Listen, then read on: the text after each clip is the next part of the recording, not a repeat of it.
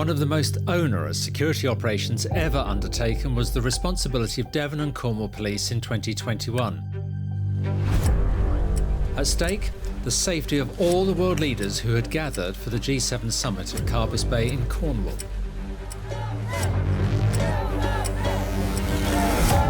The use of hyper-accurate mapping data was vital.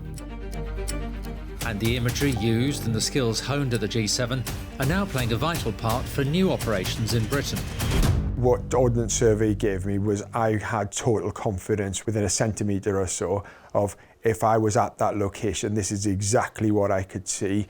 And when we then put the overlays on and the 3D imaging, we could then actually project and tell someone without actually turning up in Cornwall or one of those venues, this is what the picture looks like, this is what you will be doing. Ordnance Survey data was the basis for all of our geographic decisions.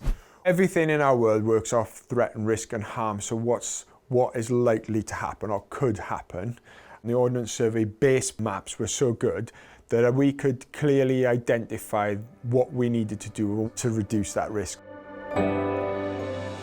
With state-of-the-art ways to view the imagery, it meant that every road, building and alleyway in Carbis Bay and surrounding areas became familiar to security services both here and abroad, and weeks before the event.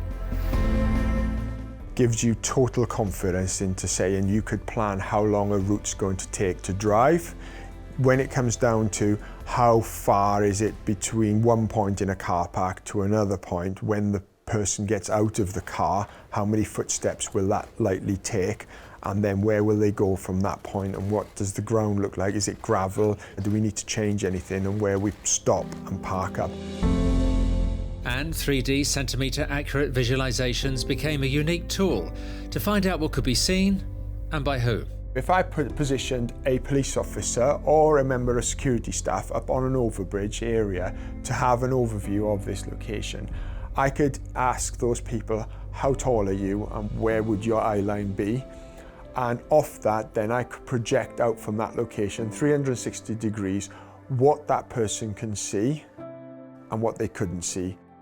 What our field of view en route would allow us to do is to be able to picture the changing view shed of that vehicle and all the areas that would be able to see that vehicle as that vehicle moved.